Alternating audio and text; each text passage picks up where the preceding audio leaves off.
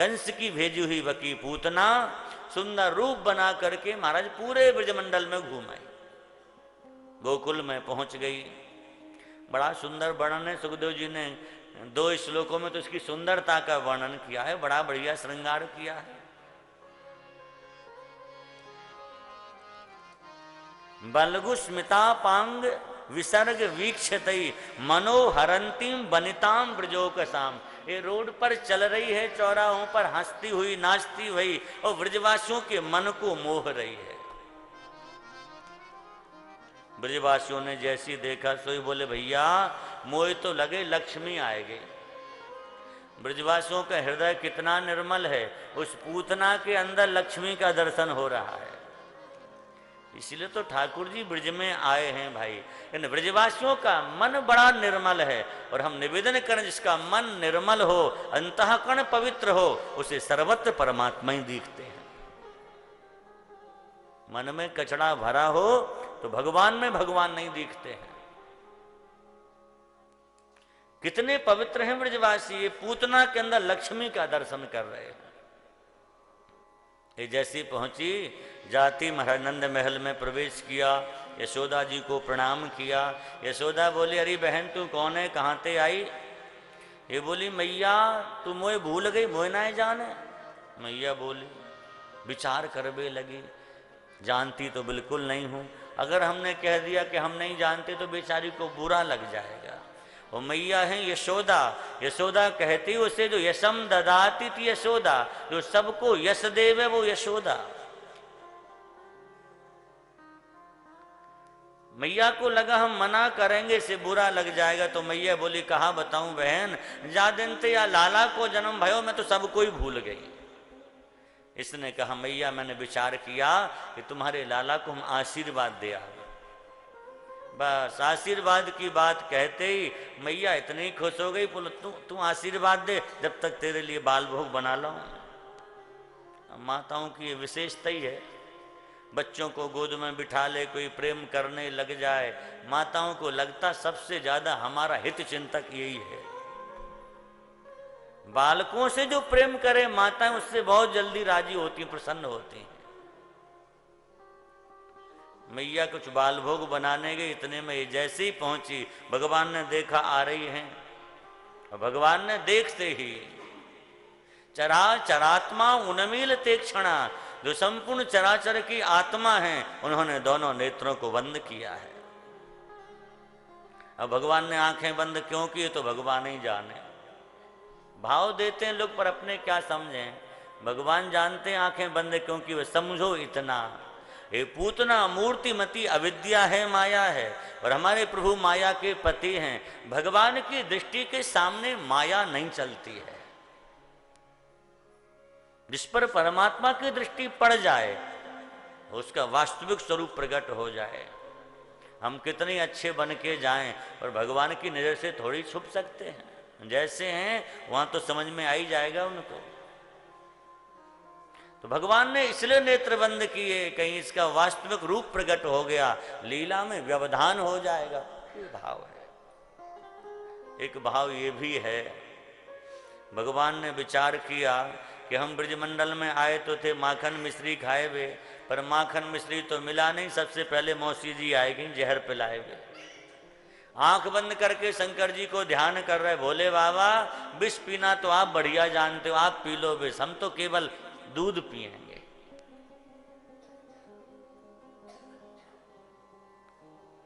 अनेक भाव हो सकते हैं। एक भाव तो हमें बड़ा प्रिय लगता है, वो ये कि भगवान प्रत्येक अवतार में ये शिक्षा देते हैं कि जो देखने लायक है उसे ही देखो, हर किसी को नहीं। राम अवतार में एक देवी जी गई भगवान के पास, बड़ी भारी अपनी सुंदरता की प्रशंसा करती, भाई शूर्पणखा जी। अच्छा विचार करो कितनी प्रशंसा की इसने अपने। इसने भगवान की प्रशंसा बिल्कुल नहीं की राम जी की, सच बताएं तो। अच्छा भगवान की कहां प्रशंसा, ये कह रही कि सारी दुनिया में हम खोज रहे थे कोई हमारे लायक वर मिल जाए, पर कोई नहीं मिला। तो राम जी बोले यहां कैसे आई? बोले आपको देखा थोड़ा संतोष हो गया। भगवान बोले संतोष माने हम तुम्हें ठीक लगे? ये बोली ठीक तो आप भी नहीं हो, थोड़े काले कलूटे तो हो ही हो, लेकिन मन माना कछु तुम्हें निहारी। अब संतोष कर लिया। जो परमात्मा को देख के कह रही है कि आप भी पूरी तरह पसंद नहीं आए, अपने आप को कितना सुंदरी मान रही होगी। अच्छा, जो इतनी सुंदरी है, भगवान को एक बार तो उसकी तरफ देखना चाहिए था कि देख तो लें, जो हमें भी कम सुंदर बता रही, आखिर इसमें क्या विशेषता है ऐसी। लेकिन हमारे ठाकुर जी ने नहीं देखा। क्यों? भगवान श्री राम कह रहे जो देखने लायक है उसे देखो। और सीता चितये कहो प्रभु बाता, जानकी जी को देखा, मानो ठाकुर जी निर्देश कर रहे देखने लायक तो विदेहराज नंदनी जानकी जी हैं, इन्हें देखो। देखा जानकी जी को, बात उससे की। यही कृष्णावतार में भगवान पूतना को देख नहीं रहे, आंख बंद कर ली कि देखने लायक नहीं हो। अनेक भाव हो सकते हैं, उन भावों को तो हम प्रणाम करते हैं। इसने परमात्मा को सामान्य बालक समझ के गोद में उठा लिया। भगवान ने इसका स्तनपान किया है। कहते जैसी भगवान ने लिया इसका स्तन मुख में, बड़ी जोर से चिल्लाई, समुंच मुंचाल मिति प्रभाषणी निस्पीड माना खिल जीव मरमणि। बड़ी जोर से चिल्लाई, अरे छोड़ दे छोड़ दे छोड़ दे। ये क्यों कह रही छोड़ दे? एक आचार्य का भाव हमें बड़ा प्रिय लगा। बोले वैसे तो ये भगवान को मारने ही गई थी, लेकिन जैसे ही परमात्मा को गोद में लिया, इसके हृदय में वात्सल्य प्रकट हो गया। अरे राम जी, सारे सृष्टि को वात्सल्य प्रदान करने वाले परमात्मा, उनका स्पर्श हो जाए और वात्सल्य प्रकट ना हो, संभव नहीं है। इसके हृदय में जैसे ही वात्सल्य प्रकट हुआ, सोई बड़ी जोर से चिल्लाई, छोड़ दे छोड़ दे। क्यों? मानो कह रही कि इसमें तो जहर लगा है, मत पियो मत पियो मत पियो। समुंच मुंचाल मिति प्रभाषणी। लेकिन भगवान कहां छोड़ने वाले। हमारे ठाकुर जी की पकड़ बड़ी मजबूत है। जिसे एक बार पकड़ लेते हैं, जब तक कल्याण न करें तब तक छोड़ते ही नहीं है। हम तो कहते ठाकुर जी हम सब कोई पकड़ लें इस पकड़ से, ऐसी पकड़ है। स्तनपान, दूध पिया है। परीक्षित ने प्रश्न किया, भगवान ने पूतना जिसे कहा गया पूतान नयति, जिसके कोई पुत्र ना हो वो पूतना है। जब इसकी संतान ही नहीं थी तो इसके स्तनों से दूध कैसे आया जो परमात्मा ने पिया है? उस समय सुखदेव जी ने कहा, जब वात्सल्य सिंधु परमात्मा को इसने गोद में लिया, और जब भगवान को गोद में लिया तो वात्सल्य प्रकट हो गया। और दूध वात्सल्य का ही तो प्रतीक है। इसके स्तनों से दूध झरने लगा है। भगवान ने इस पर करुणा की है। आखिर है कौन? ये सामान्य नहीं है महाराज। राजा बलि की पुत्री है, रत्नमाला गर्ग संहिता में कथा है। भगवान ने इसको वरदान दिया है, तुम्हारा स्तनपान करेंगे। आज वो मनोरथ पूरा कर रहे भगवान। जब भगवान ने नहीं छोड़ा तो अपने स्वरूप में आई और भगवान को लेके आकाश मार्ग से जाने लगी। जैसी चली, कहते गोपियों ने देखा, गोपियों ने दौड़ लगाई है। अरे कन्हैया को लेकर के कोई राक्षसी जा रही है, कहीं कन्हैया गिर ना जाए गिर ना जाए। तो गोपियां कैसे चली? भाव देते हैं, गोपियों ने अपने आंचल को ऐसे फैलाया, ऊपर मुंह किया, अगर कन्हैया गिरेगा भी तो हमारी गोद में आ जाए, उसे चोट ना लगे। और पूतना कितनी बड़ी है? त्रिगभ्यूति 18 किलोमीटर लंबी है। और गोपियां 18 किलोमीटर तक दौड़ी, ऊपर मुंह करके दौड़ी। किसी ने पूछा, गोपियां टकराई नहीं किसी से? पेड़ पौधा घर मकान में नहीं टकराई, ऊपर देख के चलो तो कोई भी गिर सकता है। लेकिन गोपियां 18 किलोमीटर तक दौड़ी गई हैं, सिर ऊपर है, नजर श्री कृष्ण पर है, झोली फैलाए हैं, ना टकराई, ना गिरी, ना फिसली। क्या कारण है? सुखदेव जी महाराज बहुत सुंदर बात कहते हैं, गोपियां श्री कृष्ण की प्राप्ति के लिए दौड़ी थीं। और ध्यान रखना, जो परमात्मा की प्राप्ति के लिए दौड़ता है, ना वो किसी से टकराता है, ना फिसलता है, ना कभी गिरता है। ये भक्ति का मार्ग ऐसा है, चाहे जैसे भागो नारायण। एकादश स्कंद में तो कह रहे हैं, धावन निमील्यवान एते नास्खलेत ना पतेत हो। चाहे आंख बंद करके दौड़ो, चाहे आंख खोल के दौड़ो, इस मार्ग पर गिरना तो होता ही नहीं है। भक्ति मार्ग की विशेषता ये है, बस इस मार्ग में हमें कुछ नहीं करना, सब भगवान करते हैं। अन्य मार्गों में सबसे बड़ी विडंबना है, खुद ही सब कुछ करना है। चित्त की शुद्धि भी खुद करो, सब चीज खुद ही करनी है। लेकिन भक्ति मार्ग में आप तो पड़ जाओ इनके दरबार में। वो कई ब्रजवासी प्रसंग सुनाते, हमें प्रिय लगता है। जब भोले बाबा भी बाल कृष्ण का दर्शन करने आए तो मैया ने मना कर दिया, हम दर्शन नहीं कराएंगे। तेरे गले में सांप लटक रहा है, बिच्छू लटक रहे, मेरो लाला डरप जावेगो। हम पूरी कथा नहीं सुनाने, केवल संकेत कर रहे, जो बात हमें कहनी है वो कहना चाह रहे हैं। भगवान ने ऐसी लीला की रोने लग गए। मैया बोली, काऊ की नजर लग गई। भोले बाबा वहीं टोटक मन सब दुनिया भर की दवाइयां लेके बैठे थे। बाबा तो पे नजर उतार, वो आए वे। शंकर जी बोले, ये तो हमारी परंपरा में ही है, शुरू से ही नजर ऐसी उतारते मैया, एक बार उतार दें जीवन भर नजर नहीं लग सकती है, तो मेरे लाला की नजर उतार दे। तो मैया ऐसे कर लाला को लेकर किया, तब तो उतार है। मैया लाई, दूर खड़ी, बाबा उतार नजर। शंकर जी बोले, मैया मेरा मंत्र जो है ना, इतने दूर से काम नहीं करे, थोड़ा पास में तो ला। और मैया पास में तो लाई लाला को, लेकिन एक चादर से ढक कर के ले आई, लाला डर ना जाए। और जैसी चादर से ढक कर के मैया लेकर के आई, अब निकट पहुंचे हैं। अब भगवान शिव का भाव है कि दर्शन हो जाए, पर मैया ने ऐसे ढक रखा है कि एक अंग का भी दर्शन ना हो। शंकर जी बार बार झांक कर, कहीं से तो दर्शन हो जाए। मैया से बोले, मैया ऐसे मंत्र काम नहीं करेगा, तूने इतने जोर से ढक रखो लाला को, थोड़ा तो कोई अंग तो निकास।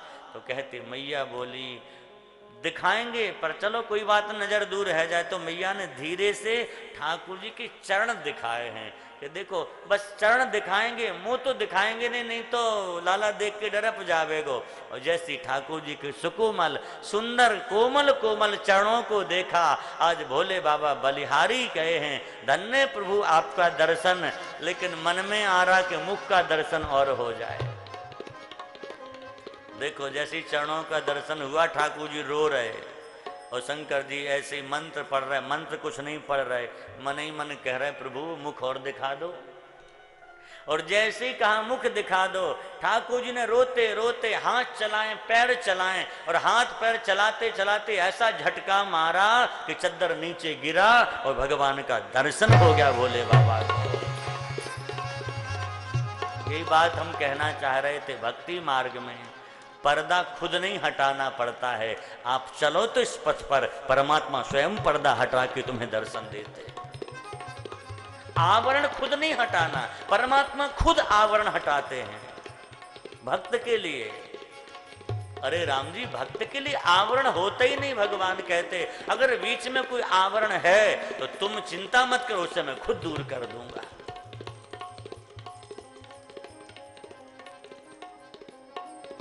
भक्ति मार्ग में कहीं कोई ऐसी बात नहीं। इसलिए गोपियां गई हैं तो एक बड़ी पूतना गिरी, कंस का 18 किलोमीटर का जंगल था, धराशायी हो गया। लिखा है, चूड़िया मास राजेंद्र, चूर्ण चटनी बन गया महाराज 18 किलोमीटर का जंगल। ब्रजवासी दौड़े दौड़े गए, कन्हैया को कैसे उतारे, तो एक बड़ी पूतना, इतिक में बाबू आ गए हैं। जैसे तैसे सीढ़ी आदि लेकर के आए, चारों तरफ से लगाई हैं, ऊपर चढ़े हैं, और माथे से महाराज छाती तक आना बड़ा मुश्किल था। अब विचार करो, जो 18 किलोमीटर लंबी हो तो ऊंची भी खूब होगी, अच्छा, माथे पे खड़े ब्रजवासी नीचे ऐसे देख रहे जैसे 2-4 मंजिल ऊपर से नीचे देख रहे थे। कानों में कुंडल पहने थे, पकड़ पकड़ के आए, छाती पर पहुंचे, भगवान को उठाया है और उठा करके जैसे ही मैया की गोद में दिया है, पूर्णमासी पुरोहितानी बोली लाला को राक्षसी छू गई, लाला अशुद्ध है गयो। ये है ब्रज में दशा ठाकुर जी की, ये भी अशुद्ध हो जाते हैं। सारी त्रिलोकी को पावन करने वाले परमात्मा ब्रजवासी कहते कन्हैया अशुद्ध है गयो, अपवित्र है गयो, अब यहाँ शुद्ध करना चाहिए। भैया भगवान को शुद्ध कैसे करें? पूर्णमासी बोली हम बता रहे हैं, गौमूत्रेण स्नापयित्वा पुनर्गौरजसा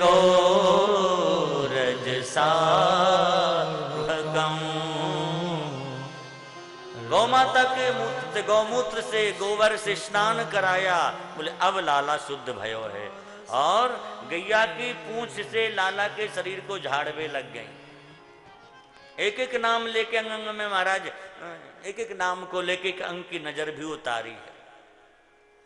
आज भगवान के नाम की महिमा प्रकट हो गई, गौ माता की महिमा प्रकट हो गई है। प्रसन्न भय हैं ठाकुर जी। अब इधर इतेक बड़ी पूतना कहा हो या को बाबा बोले टुकड़ा करो। सब ब्रजवासी ने टुकड़ा करे, 108 चिता बनी हैं। अब समस्या हुई है मुखाग्नि कौन दे? भाई काऊ को संबंध हो, रक्त संबंध, तो ही तो मुखाग्नि दे। मुखाग्नि वही देता है जो परिवार का हो। तो एक ब्रजवासी आयो और दूसरों ने मनसुख ही आयो, और मनसुखा बोलो बाबा तू आए जा में आग तू लगा। बाबा बोले भैया हम काहे क्यों आग लगाएं? अब मनसुखा तो मनसुखा भगवान का हास्य सखा मुस्कुराए के बोले देख ले बाबा, अब तेरे लाला ने या को दूध पियो, अब तेरे अधिकार तो बने आए, फूंक बेको जराए बेको। बाबा मुस्कुरा गए हैं और मुस्कुरा करके बाबा ने सर्वप्रथम अग्नि दी है, फिर ब्रजवासी बालकों ने संस्कार किया है।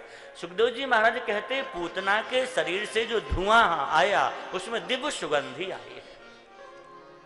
परीक्षित ने कहा भगवान ये दुष्टा थी, राक्षसी थी, पर इसके शरीर से सुगंधी कैसे आई है? सुखदेव जी कहते हैं जिसके शरीर का स्पर्श परमात्मा ने कर लिया हो, भला उसमें कभी दोष रह सकता है क्या?